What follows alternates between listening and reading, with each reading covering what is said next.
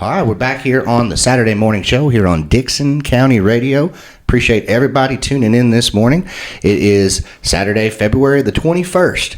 And wow, it's hard to believe that February is almost over. But we've got a great show lined up for you today.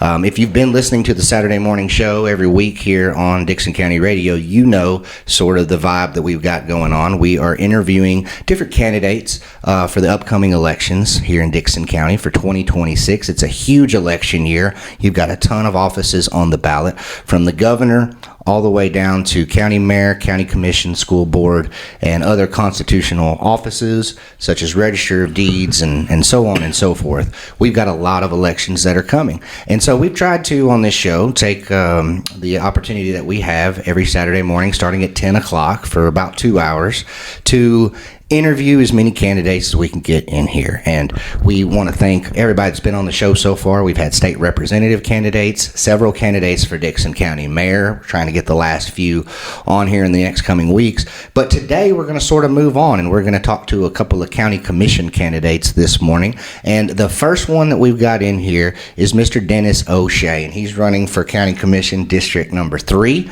And I'll let him tell you exactly where that area is. But Dennis, first off, good morning. How you doing this morning, sir? I'm doing great. Justin, how are you? Doing great, man. I appreciate you coming in here and talking to me this morning. We're live from downtown Dickson today, and you're going to tell us all about your campaign, and I appreciate that. Probably the first thing that we need to start off with is just letting the people know who you are, because we've probably got some people listening this morning who they may know you, they may not know you, but this would be a good time to sort of give them a little bit of background information on you, maybe some of your life experiences up to this point.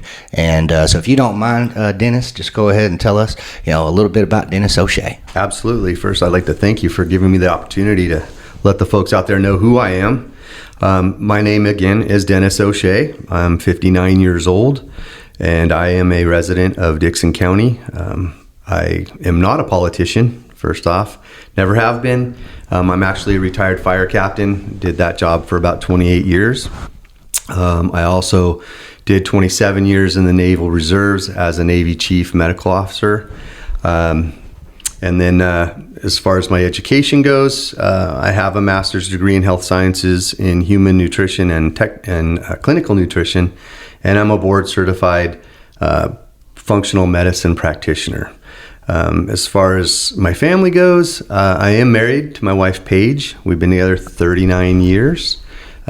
Together we have 2 adult children that both gave us grandbabies this year, so we're grandparents now, and we have a 50-acre farm here in Dickson County, just outside of town, in District 3, obviously.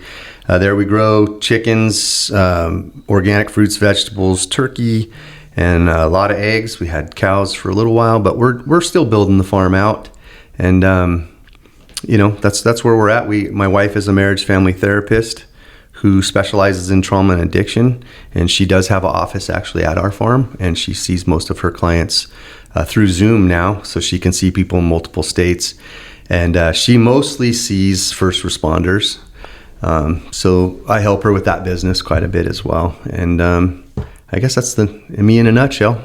What's it like being a farmer in 2026? Because that's one of those things where I think Dickson County has traditionally been a farming community over the years, if you really look back at the history of it. And, there's a lot of folks out there who will say a lot of our farms are going away. And so that's a unique perspective for you to have a 50-acre farm right outside of town. Tell me a little bit about that. What's that like being a farmer in today's world? It's extremely interesting. It's one of the things that brought us out here originally. Our farm was originally, I think, about 400 acres at the turn of the century, back in the early 1900s, that is. And it was split into 4 smaller farms, and then we purchased it. And it has been interesting. A lot of people keep hitting us up to purchase it, and they want to split it and create housing developments out there. And I think that's one of the things that sparked my interest in running for office. Is I want to see that kind of slow down a little bit. I want to stop that. I'd like to keep the green belt green. I think there's a purpose for it and a need for it. I'd like to see our local community go back to producing a lot more of its own food. So it has been a little challenging in the fact that, I'm what would be called a regenerative farmer.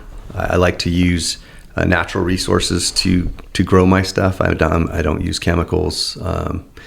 So that's been a challenge because a lot of the ground around where we're at farming has been chemically induced, so the soil wasn't where it should be. So it's taken me several years to get it to where I can actually grow stuff naturally, and it's working out. But I do see issues with well water. I've experienced a couple of issues with that because of all the development that's going on. And some of the builds that are happening are still on well, and I think that there's just too many wells being drilled out in the area. So that's also kind of causing a little bit of issues with water. But man, being a farmer in this day and age, I think it's great. I love the challenges, but at the same time, I think a lot of folks are kind of having a little bit of an awakening on our food supply and water supply and the environmental issues we're facing. And a lot more people are looking into farming. And I meet a lot of folks that have moved to the area recently from, I would say, an urban area. And that's their goal, is to create a family farm and raise food for their families and, their surrounding neighbors. And that's kind of what we're doing. And it's awesome. I love it. Man, I tell you, that's you hit on several things there that we'll have to get into, maybe here in the next segment. But growth is definitely a big issue. And, when I through the work that I do with the news, and shameless plug here, DixonTimes.com, if you ever want to read any local news for Dickson County, that's where we are putting the news here now. Got a great website there. And, as I'm doing that work and I'm trying to create stories and I'm asking people, that I go out and see, what are the biggest issues in Dickson County for 2026? And I have to say that the growth is the number one. And when I ask them to elaborate on that, that's the one thing that they usually tell me is, we're tired of seeing our farms being taken, splitting up. That's the growth. These urban areas, the city, that's okay. But these rural areas, we're not really trying to see that. So that's something I definitely want to get into you with here in the next segment. If you're just now tuning in, I've got Dennis Oshea, who is running for County Commission District Number 3 this morning, and we're going to talk all about his campaign. You're listening to the Saturday Morning Show here on Dickson County Radio. We're going to take a quick break, hear a couple commercials, maybe a song or two. We're going to come back, and we're going to dive into why Dennis Oshea decided to run for office specifically and some of the key points of his campaign. You won't want to miss it. All right, we're back here on Dickson County Radio. You're listening to the Saturday Morning Show, and we've got a great show for you this morning. We've got a couple county commission candidates that will be joining us, and we've got Dennis Oshea with us here this morning. And Dennis is running for County Commission District Number 3, which is a very rural part of our county. And as Dennis mentioned in the first segment, he's a farmer. And so Dennis, I know we kind of touched on it a little bit at the beginning of our conversation here, but I want to ask you now directly, why did you decide to run for office? Because, for everybody, I think it's a decision that's made sometimes over a period of time. Sometimes there's a moment, an issue, something that happens that really sparks it. But I'd like to ask you this morning, what was your motivation? What's prompted you to run for county commission at this time? So basically, I've wanted to run for something for a while now. The past few years, I've really been paying attention to my area in particular, obviously, because that's where I live. But I've been seeing things happening that I wasn't aware of how they were happening, who was making the decisions. And you'd look it up online or you'd try and find information, and there's a lot of stuff that's going on in the county that really isn't easily accessible to the citizens. So I started to look into being, part of some committees, going to some meetings, the GOP meeting and stuff, and I was trying to look into positions I could probably get into to start off with, right? Start small and get to know people and then branch out from there.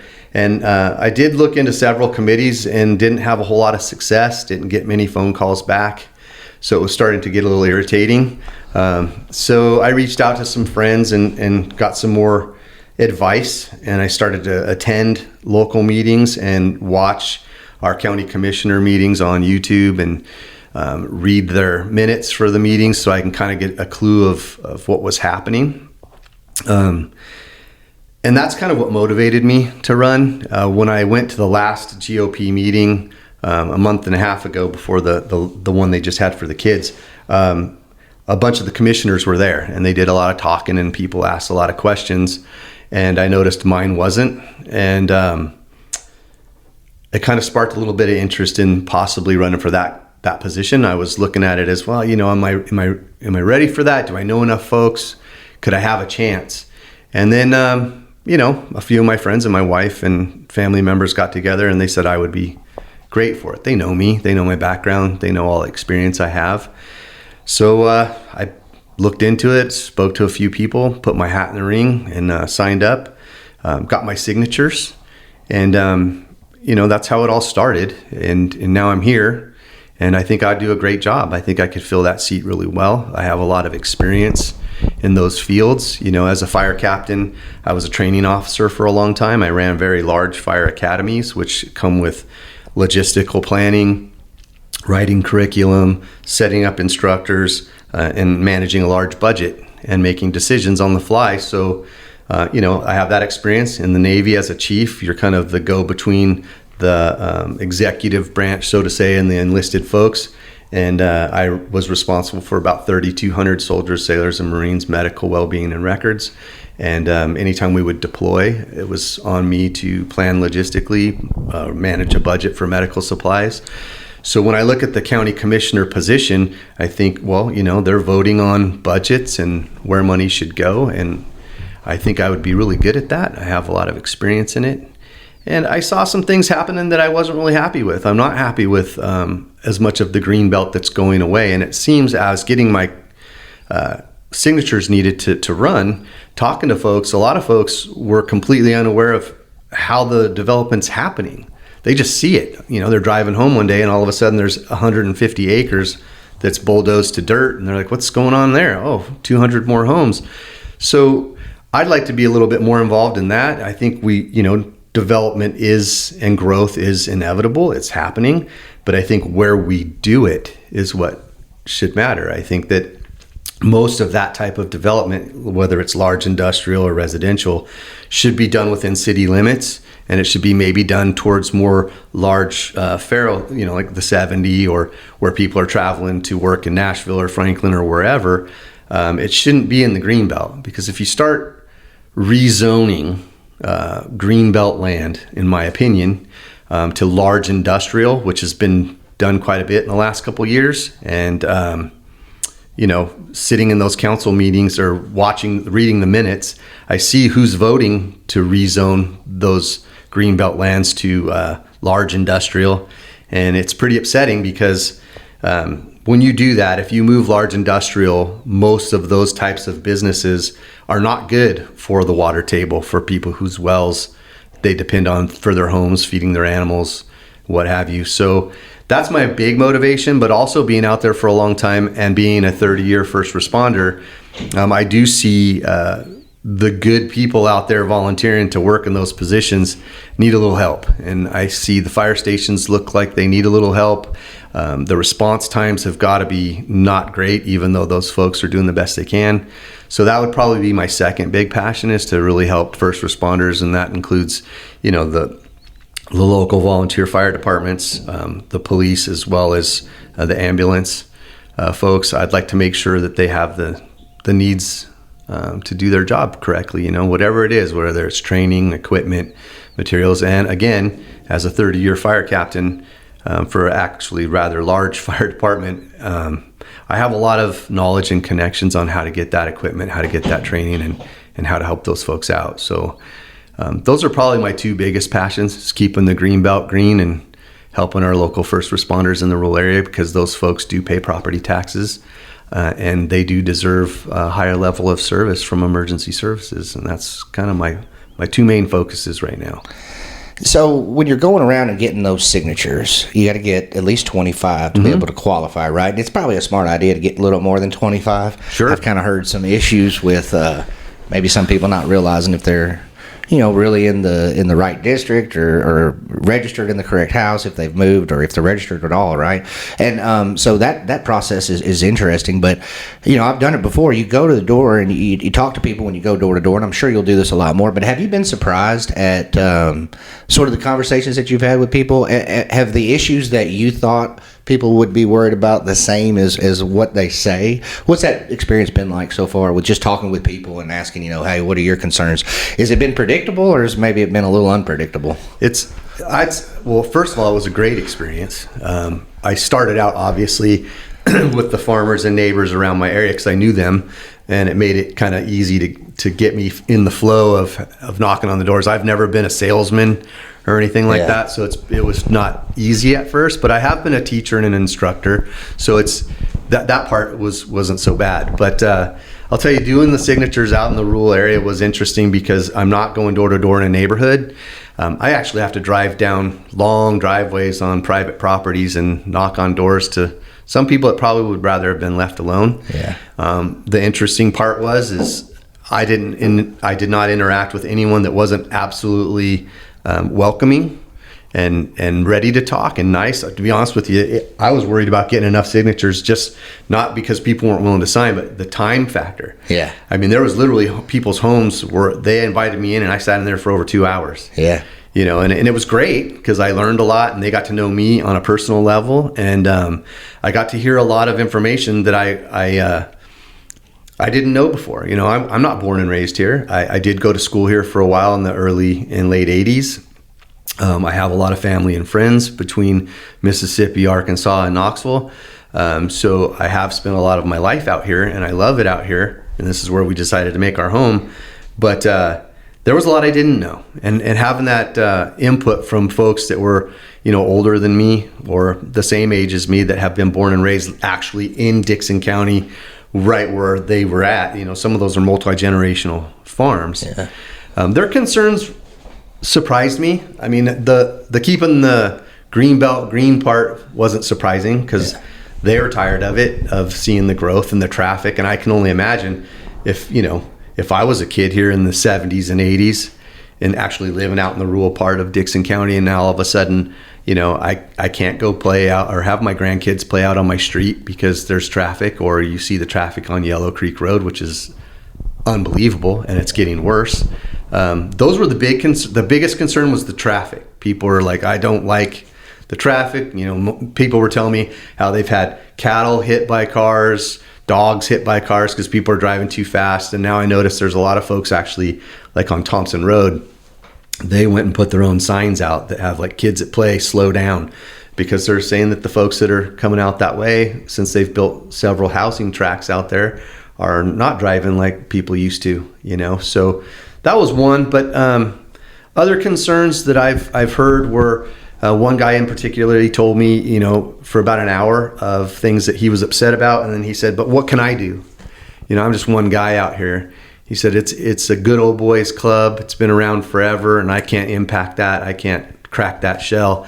And I told him, well, what you can do is get more involved a little bit and vote. A lot of folks, when I would say stuff like that, they would kind of chuckle and say, you still think voting counts? And I said, I absolutely do, especially at a local level. I can't speak for the, national level elections, but the federal government elections, but I can definitely tell you that I believe wholeheartedly that local elections do count. And I would tell them, like, if you're upset about something, you gotta say something. You are a tax-paying citizen. You live here. You have a say. And we, the citizens that live here, we outnumber the government officials by thousands. And we might have to show up at meetings and remind some people exactly who they work for and who put them in that seat. And with elections coming up, I mean, the best thing you can do is get out and vote, because you do have a say in who sits in that seat. And if you don't feel that they're representing you properly, you need to do something about it. And that was kind of the conversations that we had. But again, if we went back to like, what did I experience most of all? Most of all, I experienced people were upset about the growth and how they didn't feel that they had a say or that they were being considered with that growth. And I would have to say that that's probably the biggest complaint I heard was that people don't feel that they're being heard or considered for what the growth is happening. And there's just, that growth isn't really being well planned out or done at a rate that is good for the citizens that are already existing here. It seems to be happening for the betterment of a few investment companies or a few people that are selling their land off and letting it be rezoned to large industrial or residential, instead of having some type of stipulation in there that, you can't do that. But at the same time, some people would say to me, well, we have the right to sell our property. And absolutely, you have the right to sell your property. But the citizens and the folks that are going to be impacted by you selling that property should have some say in what happens to the property moving forward. Mm-hmm. I did grow up in a farm community, and I watched that farm community become devastated over about a 15-year period of time because of greed and improper planning or poor planning for new communities, which is, there's no infrastructure out there. And these people are putting in a bunch of homes with the infrastructure to not, sustain it. And that infrastructure I'm talking about is not just utilities, but schools, law enforcement, fire departments. You got to think every time, let's say 400 new homes go in a rural area. Well, there's one fire station that serves that area. That fire station is going to be impacted tenfold by that development. So what are we going to do to improve that? Because if you develop a housing tract and let's say 400 homes, let's say at least 1,000 people move in there, those folks are just kind of forgotten after the sale's done, and the people who make the money. And then when they dial 911 and nobody comes because, it's understaffed or there's no setup for that infrastructure is not created prior to the homes being developed, it's not good for the folks. And then if they have a lot of issues with utilities, up by my area for the last freeze, multiple people in literally brand new homes, they're only 2 years old, up on Wilson Hollow Drive or Wilson Hollow Road, they were out of power for I think 3 to 5 days, and those homes are only 2 years old.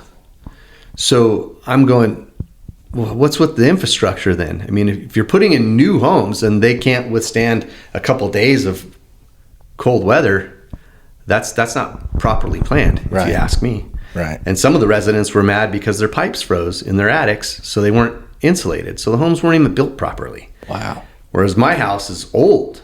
I have built a new house on my property, but the one my wife and I live in, it's old.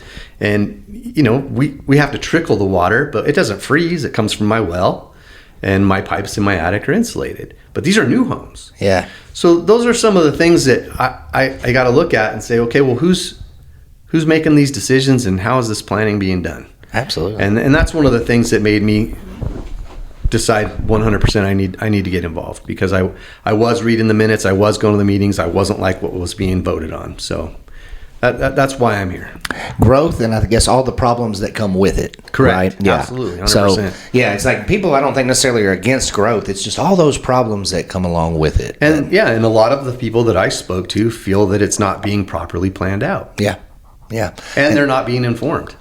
Well, and that's the thing, if you're gonna, and I appreciate you coming in here and being willing to talk to us, because that's part of it, man. It's just getting the information out there, figuring it out, talking to people, and that's sort of our goal here. So, and I appreciate you coming in this morning. If you're just now tuning in, Dennis Oshea, who's running for County Commissioner, District Number 3, is joining us this morning. We're talking about all kinds of things, why he decided to run for office, some of the key points of his campaign, and growth is definitely a big one, and all of the problems that come along with it. That seems to be a common theme that keeps popping up here on Saturday mornings as we do these interviews with folks who are running for office to serve the public. And so we appreciate Dennis joining us this morning. We're going to take a short break. We'll come back. We'll wrap up the interview. I want to talk to Dennis a little bit about, we want to talk about some ways that you can contact him. He's brought up a lot of good points this morning, and if you'd like to, maybe continue that conversation with him, maybe you've got some key points you'd like to add to that, we will be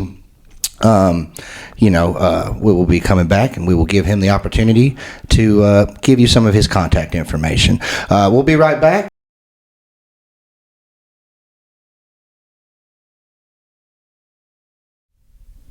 All right, we're back here on the morning show, Dixon County Radio, and it's a beautiful Saturday morning. The temperature's up, after we went through all that ice storm, and it's nice to have a weekend where the sun is shining and you can go out and enjoy the day. Baseball has started here locally. My kids are playing some middle school baseball, so a lot of fun things happening in Dixon County this weekend, but we appreciate you tuning in with us. Early on the Saturday morning show. If you've been listening this morning, we've got Dennis Oshea, who is a county commissioner for District 3. And a little bit later, we've got another county commissioner, District 10. John Stridicus is going to join us a little bit later. But let's go ahead and, Dennis, appreciate you coming on this morning and talking to us about all these different things. Is there anything that you haven't mentioned up to this point? I know we got pretty deep in that last segment about issues and reasons why you decided to run for office. Is there anything this morning that we haven't mentioned that you want to make sure that you tell the people as we sort of wind up here? Absolutely. So, we could talk about this stuff forever. But the thing is this upcoming election, a lot of folks that I spoke to, again, felt like they weren't being heard. Some of them told me they don't vote anymore. And my thing is this. I'm not really concerned with, actually I am. I would like you to vote for me, obviously, as I would like to do a good job for you.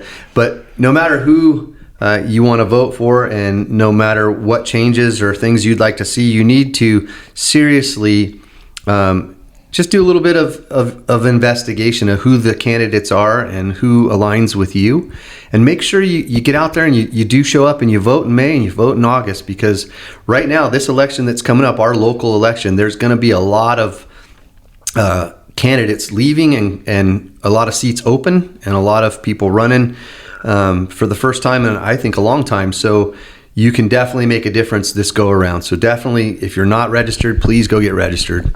If you haven't voted in a while, please get involved and vote, because if you don't vote, you can't complain, right? And you do have a voice. I want people to understand that you do. We, the voting, tax-paying citizens, have a voice. We really do. So that's my biggest thing. I just want people to get involved, because a lot of the folks that I've spoke to, they don't get involved, and they see things happening and they feel kind of like they're powerless, and you're not, and we do have a voice. So just make sure you get out there and hold these politicians accountable. I'd like to say that if I am given the opportunity to represent the folks, I will never forget who put me in that seat.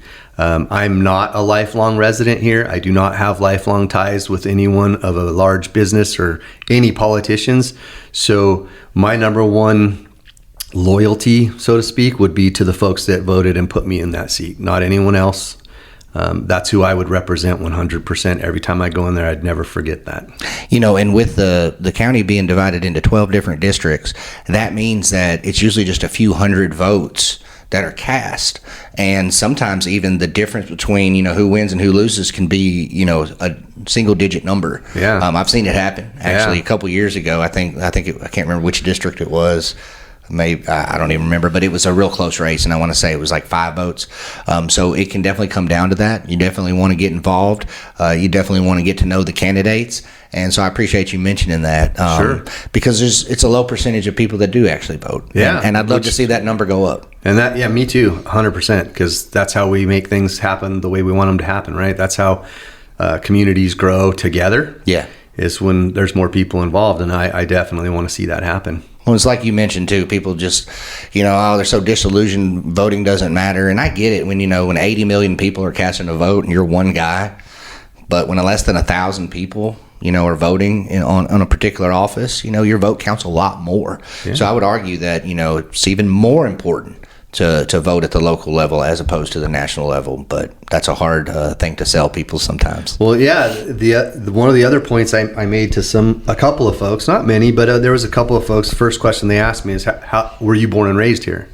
And I said, "No, I was not. I do have deep family roots here, but I was not born and raised here." But on another note, I asked them, "Well, what are your concerns with that?" And they would say a few things, and I said, "Well, one guy in particular said, well, all these people are moving here and changing things." And I said to him, well, most of the people that I've actually got signatures from that have lived here less than 5 years are more conservative than most conservatives I know. And I didn't meet anyone that wants to change anything. They moved here because of the way it is. The other point that I made was, well, if you're worried about people moving here and changing things, you need to look at who's sitting in these seats right now. Because I would bear to venture that 95% of our candidates that are sitting in office right now, and that's from a state level down to the city to the county levels, they were all mostly born and raised here, and they have the power to change things, and they are the ones who have made this place the way it is right now.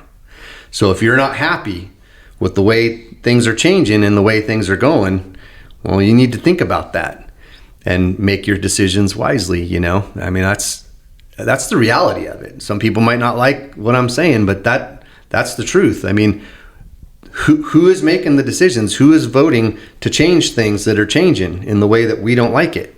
Well, the people that are currently in office. So you got to look at that. Absolutely. Well, man, thank you so much for coming in this morning. I appreciate it. We could probably sit here and talk forever. Because, absolutely. Yeah. Me and you both, I think we have some deep thoughts and opinions about these matters. But I appreciate you coming in. Now, if somebody's listening and they would like to follow up with you, maybe they've got some ideas or some questions or some comments, concerns, how could somebody contact you? Do you have some contact information there for the folks listening? Yeah, 100%. And I really would love to hear from folks, especially with any kind of concerns or questions they might still have about me.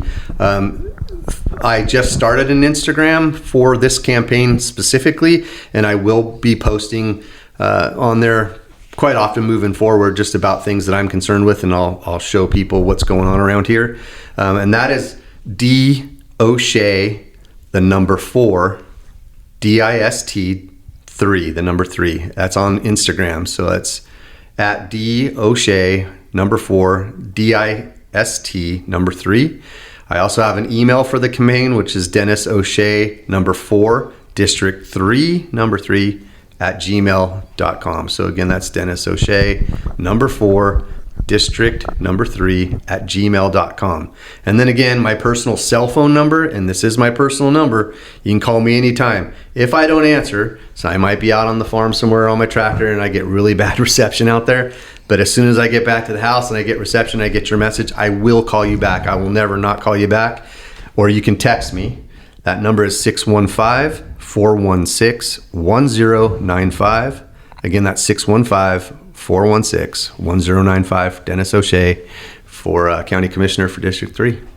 And I guess the official ballot came out a few days ago, or where people have officially qualified now. And so I guess it's safe to say that you are on the ballot. And I don't have the dates in front of me. I don't know if you have them there, but the primary is, I believe, May the 5th. It's May the 5th. Okay. Yeah. And so you'll be on the primary. Nobody Correct. will be challenging you. Not on the primary. And then you'll move on to the general election, which I believe is in August. That's correct. So Okay. I am the registered Republican on the ticket. I have been registered Republican my entire adult life. And I consider myself a constitutional conservative. I govern most of my thoughts through the Constitution of the United States of America, and always have, and that's where I'm at. So if you want to vote Republican or constitutional conservative, or you like any of the stuff I've got going on, I'd appreciate your vote. Awesome. Dennis Oshea, County Commission candidate for District Number 3. We appreciate you coming in today, man. Absolutely. I really appreciate you too, brother. It's good to get out here and let the people know who I am. Absolutely. Well, we'll get you back on again soon. Glad you came on so early. I mean, shoot, we just qualified, Thursday? So yes, sir. We already got you in here, and we'll hopefully get you back on maybe a couple times before we get to August. Yeah. And let you sort of, lay out some more things, because, campaigns are long. Who knows, maybe some more things will pop up you want to talk about. And we will be here to give you that platform. And so we appreciate you coming in. We'll go ahead and wrap up this particular interview, but stay tuned. Keep listening. We got another county commission candidate coming up just right around the corner, John Stridicus, for District 10, which covers part of the city of Dixon there. It's actually the district that I live in. And I live over by Montgomery Bell State Park. So if you live near me, this next one will really probably affect you. You'll want to stay tuned. We'll have that right up around the corner. But again, thanks to Dennis Oshea, who's running for County Commissioner District 3. All right, stay tuned. We'll be back with another interview after these commercials and maybe a couple songs. You're listening to the Saturday Morning Show right here